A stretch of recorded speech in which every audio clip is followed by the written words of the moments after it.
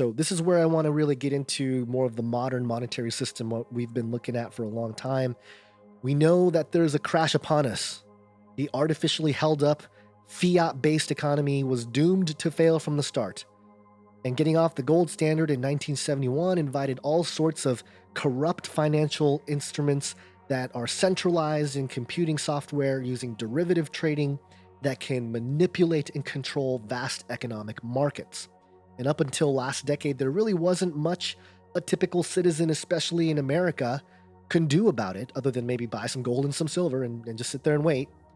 Cash allowed us to remain anonymous to a degree, but even then, cash is really just an IOU. It's worthless paper, like I mentioned earlier. If we enter into some kind of post-apocalyptic wasteland, paper money will eventually become used to burn for heat or maybe for toiletries, and that's the reality of the situation. It's just paper. In response to this failing system, during the depth of the economic crash of 2008, a white paper was published that promised to end this corruption. And that's the Bitcoin white paper, written by a mysterious figure named Satoshi Nakamoto. Some think he's a rogue programmer. Other people have said that it's a group of people. Others think it's the CIA. But in it, it demonstrated mathematical proofs that would allow decentralization of digital currency in a way that's never been done before. First, it solved the double spending issue where digital units of currency could not be copied over and over again. That's part of the issue with digital stuff, right? You can just copy it over and over. And instead of one central computing warehouse controlling the markets through their digital fiat, Bitcoin allows anyone in the world to volunteer their computing power as a means to maintain consensus of the network, which records all the transactions on an open ledger using what has popularly been realized as blockchain. Even though the transactions are public, the owners of the wallets, unless they publicly identify themselves or associate with the wallet, are anonymous. But even more, Bitcoin represents a shift into a supernatural and metaphysical existence, since while Bitcoin is not a tangible substance like gold, one can hold the keys to access any given Bitcoin wallet by simply memorizing their private keys. A lot of people write theirs down, but in reality, you can memorize that key. And when it comes down to it, guess where that money or access to that particular wallet is stored? If it's not stored on paper, if it's not stored on a computer, where's that information stored? In your mind. You don't have to call up your bank and hey, I want my money. No. The key to access your account can be memorized in your brain.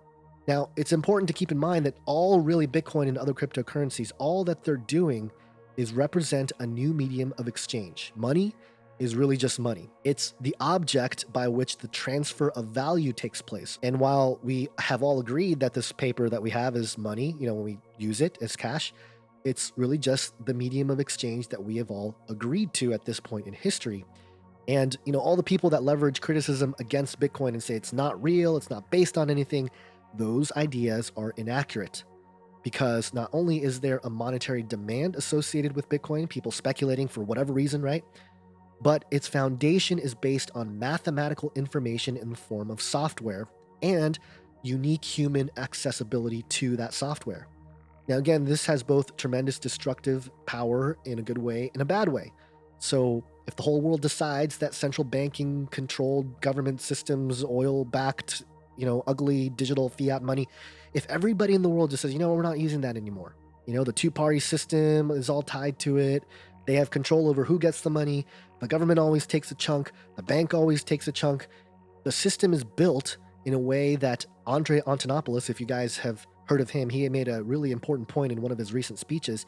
He said that the system currently attracts the psychopaths, the sociopaths. It attracts them to climb the corporate ladder because they can see that the infrastructure, the way things work, is bent towards those who crave power, who crave control. That's how it is. And his point about Bitcoin is something that I tend to agree with, although not with everything.